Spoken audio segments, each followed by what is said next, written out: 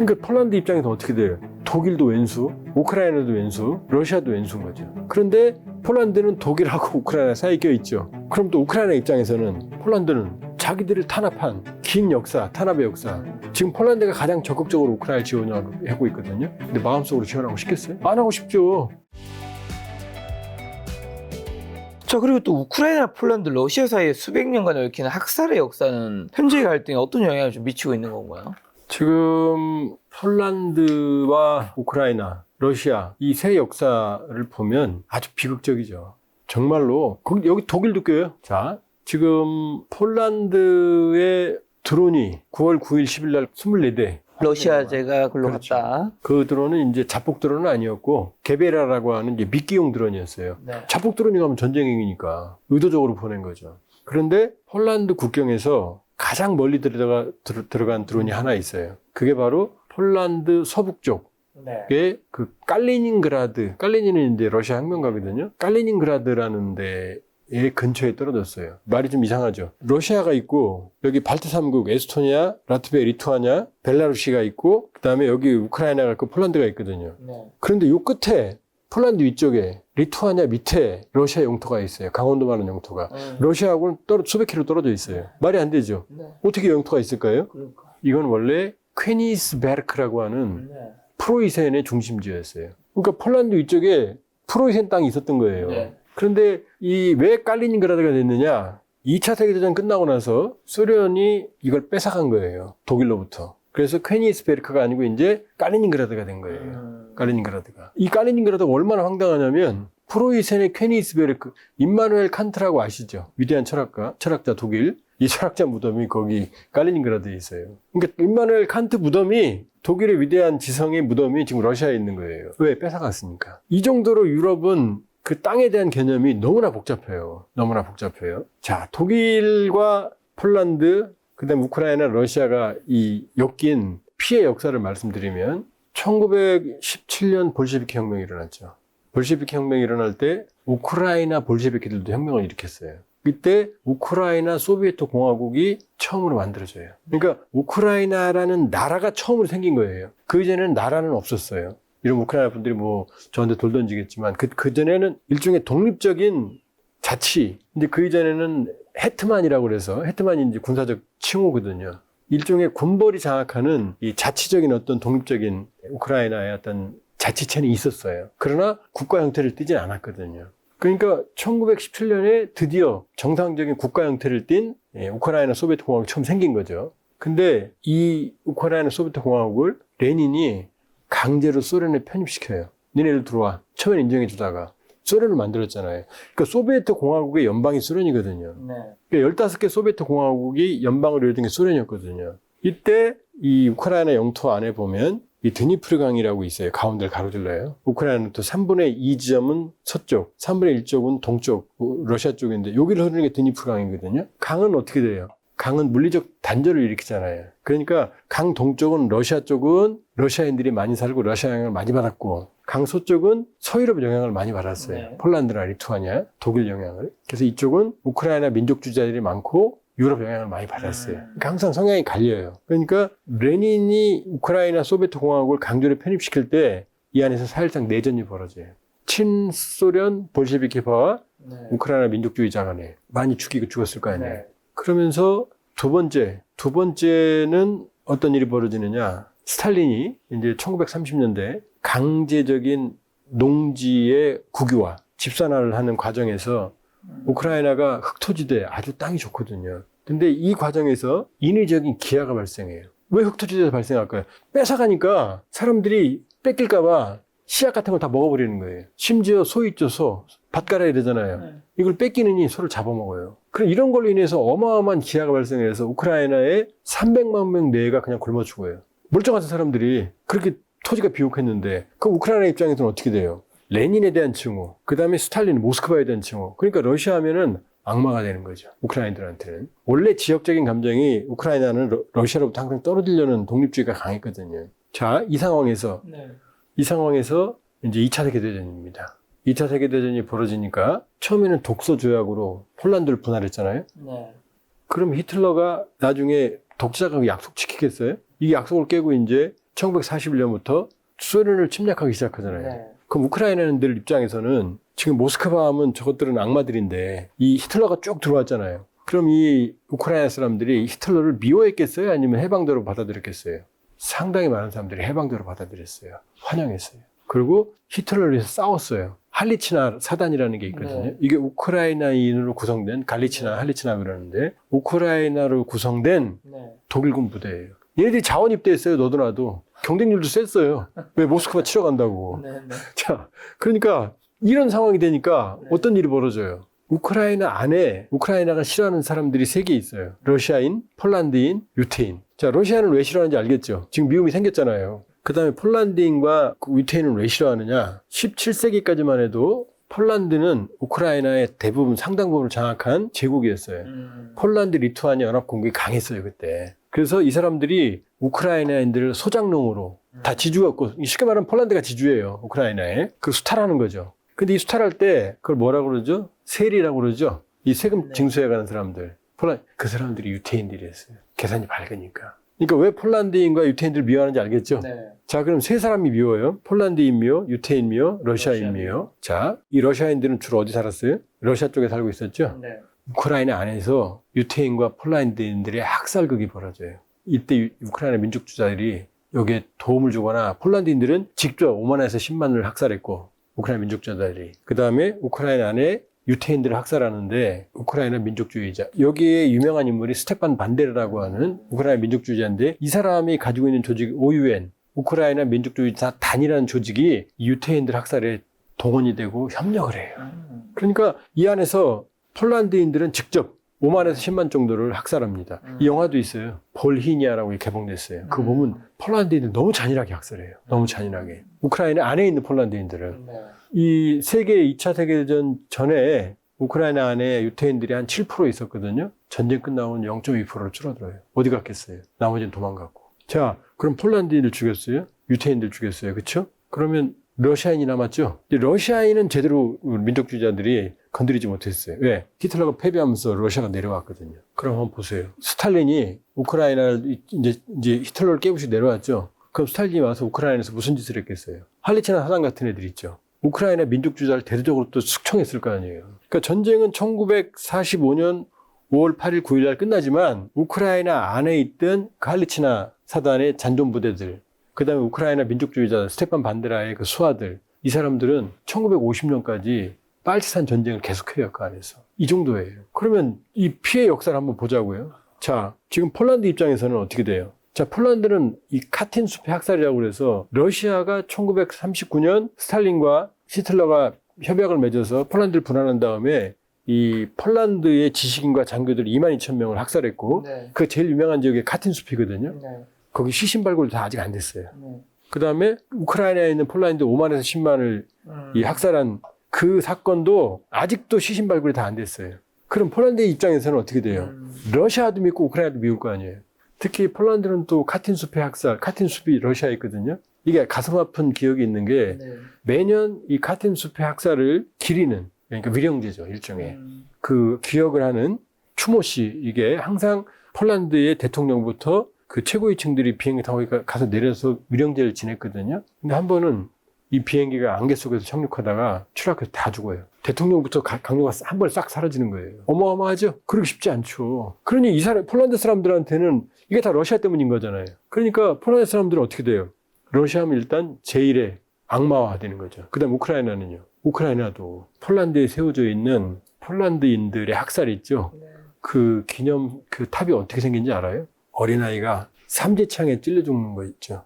실제 그렇게 동상을 만들어 놨어요. 그런 끔찍한 동상이 있어요? 그럼 이게 만든 게 아니고 실제 사건을 형성한 거예요. 왜 그렇게 잔인하게 죽였느냐? 폴란드인 사람들을 학살할 때 아주 잔인하게 학살하면서 일부는 살려줘요. 도망가게. 가서 소문내라고 해요. 그럼 폴란드 사람 도망갈 거 아니에요, 무서워서. 그래서 일부러 잔인하게 죽은 거예요. 그러니까 폴란드 입장에서는 어떻게 돼요? 일단 독일은 또 뭐예요? 독일은 히틀러가 와서 아우슈비츠 수용소가 폴란드에 있는 거 아시죠? 독일에 없어요. 크라코프에 있어요. 폴란드 유태인들을 제일 많이 독일이 학살했어요. 그러니까 폴란드 입장에서 어떻게 돼요? 독일도 왼수, 우크라이나도 왼수, 러시아도 왼수인 거죠. 그런데 폴란드는 독일하고 우크라이나 사이에 껴있죠. 그러니까 그럼 또 우크라이나 입장에서는 폴란드는 자기들을 탄압한 지주, 세리, 긴 역사, 탄압의 역사, 폴란드의 전쟁의 역사. 왜? 폴란드에서부터 독립하려고 끊임없이 투쟁했고 그 과정에서 많이 또 우크라이나인들이 학살당했거든요. 그러니까 여기는 정말로 실타래처럼 얽힌 역사예요. 그러니까 뭐 저거 내 땅이야? 이렇게 말하기가 어렵죠. 오늘은 내 땅이었다, 내일은 이 땅이고. 오죽하면 칼리닝그라드가 임마누엘 칸트가 지금 러시아 영토인 칼리닝그라드에 독일 최대의 지성이라고 할 수 있는 임마누엘 칸트 거기 무덤이 있겠어요. 퀘니스베르크 성당이 있고 퀘니스베르크 성당 그 모퉁이에 칸트 무덤이 있거든요. 우리로 치면은 우리의 위대한 지성이 대마도에 무덤이 있는 거하고 똑같은 거예요. 예를 들면. 비교가 좀 그렇지만. 그러니까 폴란드 당국자 입장에서는 지금 폴란드가 가장 적극적으로 우크라이나를 지원하고 있거든요. 근데 마음속으로 지원하고 싶겠어요? 안 하고 싶죠. 근데 또 생존과 연결된 거니까. 또 생존해야 되니까 해야 되는 거죠. 거기다가 또 폴란드는 또 독일이 좋겠어요? 최고의 폴란드인들을 우크라이나 유태인들을 학살한 게 독일인데 폴란드는 그러고 보면 참 슬픈 역사를 가지고 있죠. 서로 피로 엄청 맺어진 관계네. 피로 맺어졌는데 피로 점철된 거죠. 피로 점철된 거죠. 이 사이가 뭐 좋아질래 좋아질 수 없는. 좋아질 수가 없죠. 그 역사의 기억. 그러니까 폴란드인들은 우크라이나한테 항상 보내는 메시지가 그거예요. 우리는 기억하고 있다. 항상 그 말이에요. 우리는 기억하고 있다. 안 그러겠어요, 우리 같으면? 그렇죠. 그러니까 지금 우크라이나 민족주의자들이 학살한 폴란드인들 있죠. 네. 폴란드계 주민들. 숫자가 몇 명인지 몰라요. 5만에서 10만으로 추산되는데 아직 다 발굴이 안 끝났어요. 첫째. 두 번째, 카틴 숲의 학살로 그 명명된 소련 NKVD라고 내무위원회 비밀경찰들이 학살했거든요. 스탈린. 그 사실을 소련이 망할 때까지 인정을 안 했어요. 망하고 나서야 인정했어요. 근데 보상은 이루어지지 않았어요. 네. 그리고 더 웃긴 게 뭔지 아세요? 연합군은 카틴 숲의 학살을 알고 있었어요. 근데 입국 다물었어요. 스탈린이 연합군이었잖아요. 히틀러랑 싸우니까. 그러니까 스탈린 네. 심기를 안 건드리려고 네. 입 꼭 다물고 있었던 거예요. 이게 국제정세예요. 그러니까 폴란드가 한때 유럽의 강국이었죠. 폴란드, 리투아니아 연합공국이. 그러나 국가가 쇠락하면 학살의 주인공이 되는 거예요. 학살을 당하는 주인공이 되는 거예요. 그러니까 우크라이나는 억압받던 우크라이나. 그러니까 폴란드가 이제 무너지니까 국력이 약해지니까 폴란드가 양쪽에 독일에 학살당해. 또 우크라이나에 학살당해. 또 우크라이나는요. 러시아한테 학살당해. 이 인위적 기하로 굶어주고 우크라이나 민족주의자들 들어와서 또 학살해. 또 우크라이나 민족주의자들은 또 유태인, 폴란드인 학살해. 가담해.